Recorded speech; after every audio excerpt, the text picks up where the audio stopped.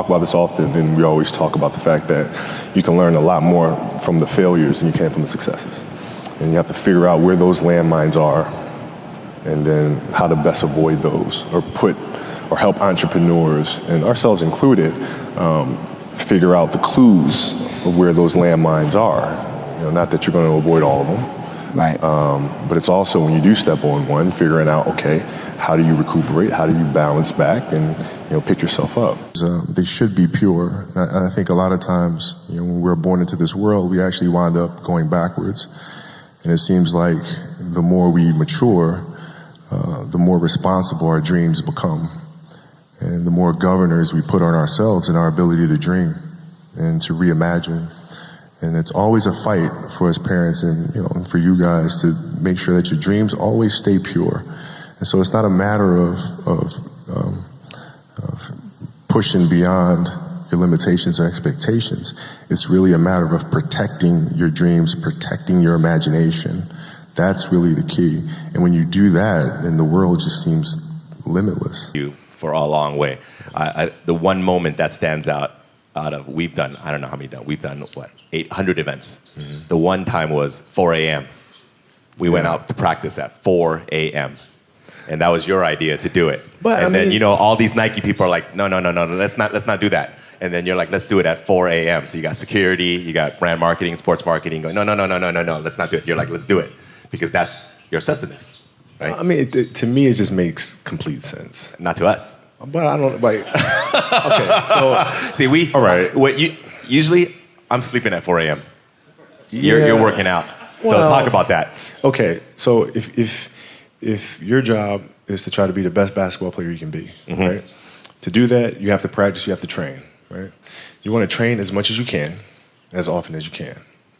So if you get up at 10 in the morning, train at 11, right? 12, say 12, train at 12, train for 2 hours, 12 to 2. You have to let your body recover. So you eat, recover, whatever. You get back out, you train, start training again at 6. Train from 6 to 8, right? And now you go home, you shower, you eat dinner, you go to bed, you wake up, you do it again, right? Those are 2 sessions, right? Now imagine you wake up at 3, you train at 4. You go 4 to 6, come home, breakfast, relax, blah, blah, blah. Now you're back at it again, 9 to 11, right? You relax, and now all of a sudden you're back at it again, 2 to 4, and now you're back at it again, 7 to 9. Look how much more training I have done by simply starting at 4, right? And so now you do that, and as the years go on, the separation that you have with your competitors and your peers just grows larger and larger and larger and larger and larger. And by year 5 or 6, doesn't matter what kind of work they do in the summer, they're never going to catch up because they're 5 years behind. Right? So it makes sense to get up and start your day early because you can get more work in. Is that genetic? Or is that something you ingrained and trained yourself? No, it was Who just, taught you that? For me, it was just common sense. Like I can if I start earlier, I can train more hours, and I know the other guys aren't doing it because I know what their training schedule is, right? So I know if I do this consistently over time, the gap's just going to widen and widen and widen and widen and widen, and they won't be able to get that back. Mm-hmm. So to me, it was just common sense and like thinking, how can I get an advantage? Oh, start earlier. Yeah, let's do that. How do you develop that, or where do you learn that from? Well, I think it's just it's just a matter of what's important to you, mm-hmm. and what's important to you for whatever reason.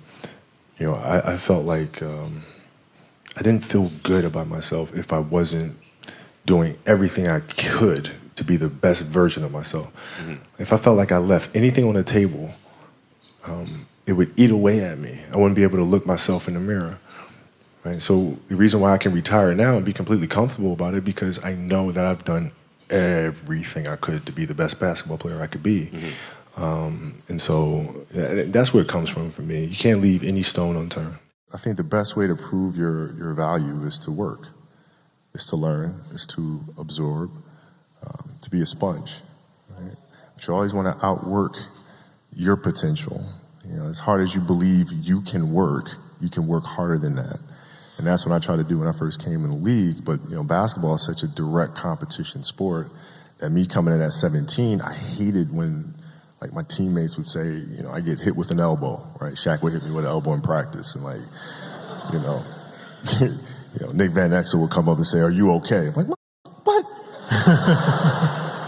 Mao, are you okay? What the hell's wrong with you? You know, so like I always had that extra chip on my shoulder. So like every day in practice for me was really trying to annihilate everybody that I was playing against. Because I wanted to prove you don't need to babysit me.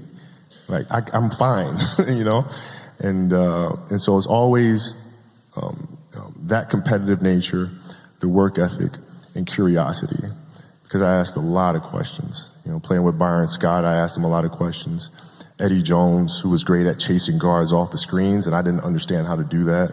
I would sit with him before practice, after practice.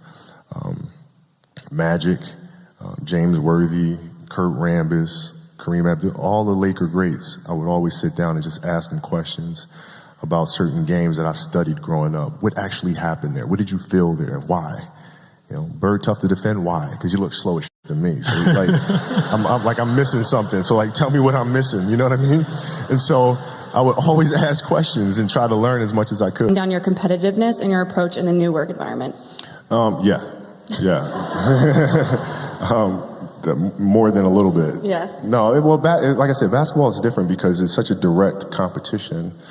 And what we do now, there isn't. The competitiveness that I bring to work every day is really helping people, in a sense, be competitive with themselves, right? If you're animating something, or you're writing a screenplay, or you're composing a piece of music, is that the best you can do?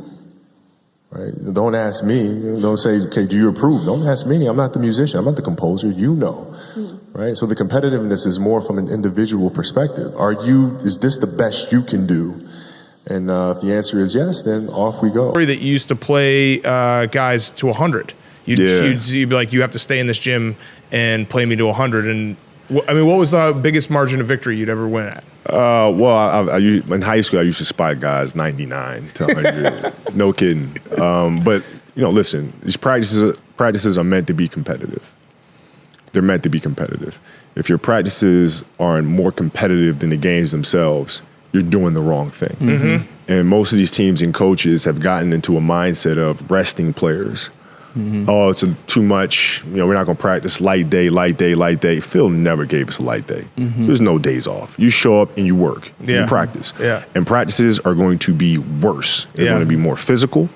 There's going to be more trash talking. And I'm going to let you know. Right? Yeah. If you didn't show up today, I'm going to let you know. Yeah. And it's going to be embarrassing. And you're going to hate it.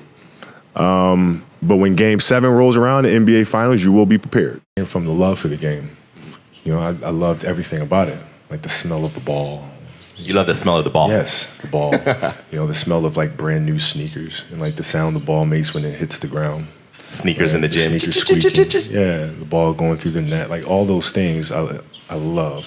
And so the passion comes from that, because once you have that love, you just want to be a part of this thing all the time. Is there one moment where you can say it defined your passion for basketball? Is there a story or moment when you said, damn, that was it. That was like when I felt really passionate.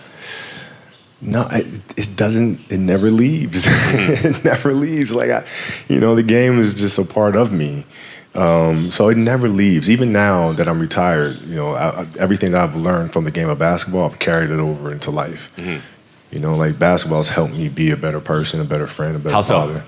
Well, because there's life lessons that are within the game, like communication, like unselfishness, like attention to detail, and empathy and compassion. Like all those things are in the game.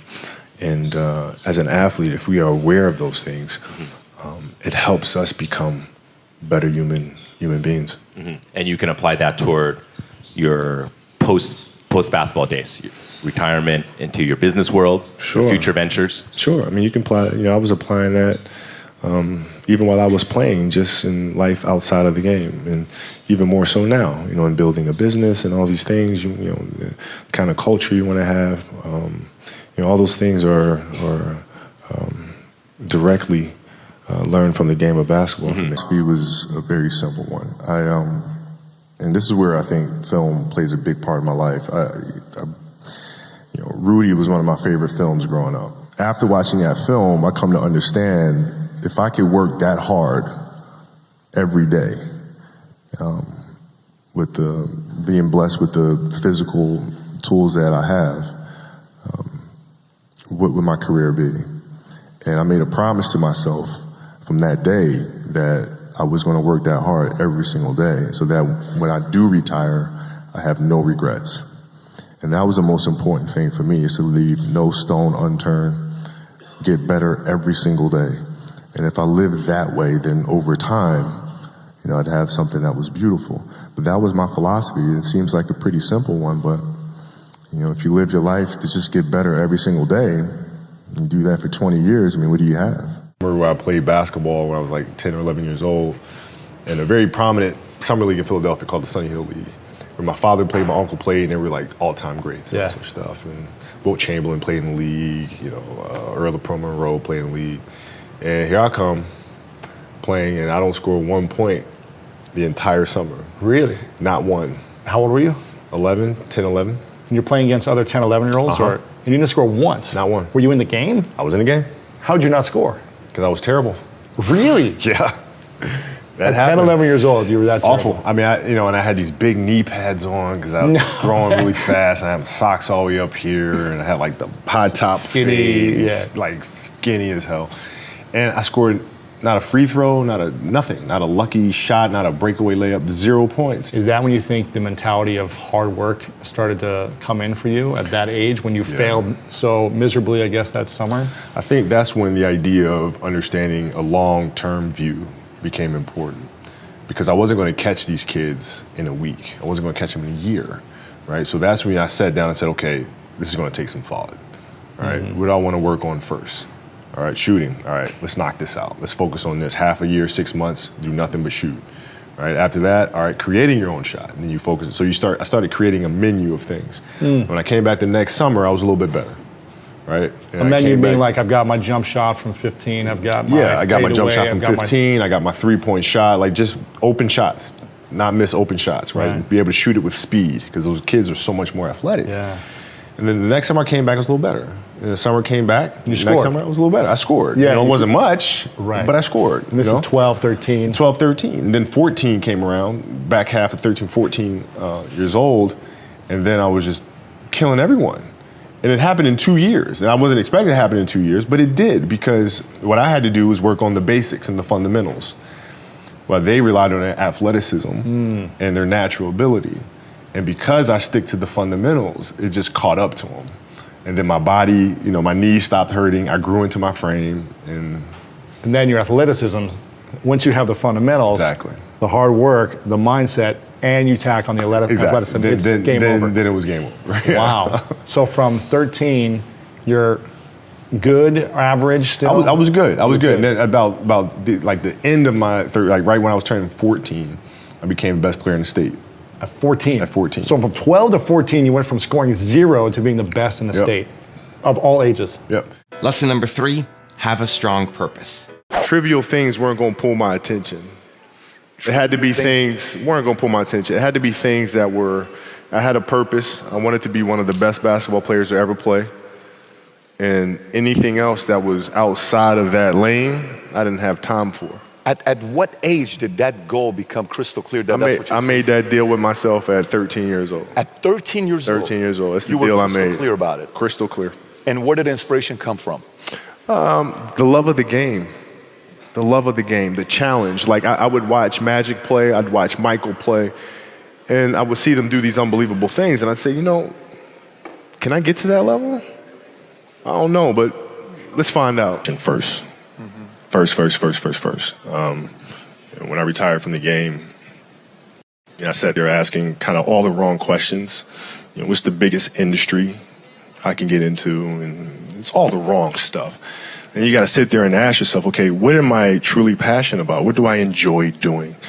And when you feel that way, honestly, you feel like you have never worked a day in your life. It's the most fun thing in the world. You get up in the morning excited about what you're doing. And you got to be really honest with yourself about it. If you wake up in the morning and you're dreading going to work, dude, do something else. Right. Do something else. And those are hard decisions to make. But when you make those decisions, it's a very liberating experience. And you find out that the rewards will come. I read a quote that you said you love business as much as basketball. There's no way that's true. It's 100% true. There's no way. Basketball was your life, your passion, everything. You're telling me you love doing business as much. If you could, basically snap a finger and be 25-year-old Kobe or the Kobe today, you wouldn't go back and keep playing basketball? No, because I've already done it. See, here's the thing. When I was playing and teammates would say, oh, Kobe's not out on the road. What is he doing? You see me on the plane, he's reading. What is he reading? He's writing. What is he writing? Mm-hmm. I'm practicing. Mm-hmm. I'm writing. I'm practicing. I'm understanding how to tell stories. I'm reading Joseph Campbell and how to create arcs, compelling arcs and plots. I'm reading that stuff. So this is going back 15 years, right? So I don't just retire, write Dear Basketball, and luck into winning an Oscar. You know what I'm saying? Yeah. That stuff comes from hard work and from studying for 15 years how to write and how to organize structure. Right? And you can't do that without having a serious love or commitment to the craft. Lesson number 7, focus on one thing. Do you think one of the edge you had over everybody else was the biggest percentage of your focus was on one thing? Mm-hmm. Do you see it that way? Like that was my edge over everybody else? I do. At the time, I didn't really understand that. Right? So, basketball for me was the most important thing.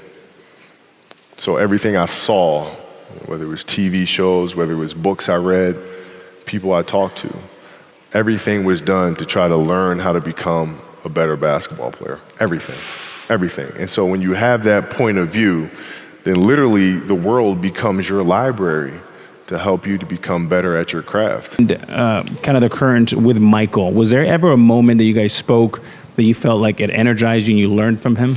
Yeah, it was crazy, man, because my favorite player was Magic growing up. Mm. And then I quickly realized my father stole all my height and I wasn't going to be a 6'9" point guard. So I had to, so I looked at this young guy coming up. And the thing that I marveled at wasn't the fact that he was getting to the rim and doing these fancy stuff. It was like, how is he getting to the rim? Mm. How is he doing it?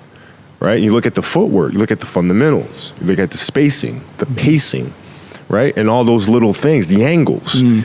And that's what becomes fascinating. It's like, okay, how do I get there? Right, so I started studying all those basics. Mm-hmm. And then when I came to the league, the first time I played against him, I won his respect because it was like, this kid's not scared of me at all, right? And he saw a kindred spirit from that standpoint. Mm-hmm. And that started a relationship. And it became something where it was like, text him anytime, hits me right back, questions, hits me right back, and we're talking all the time.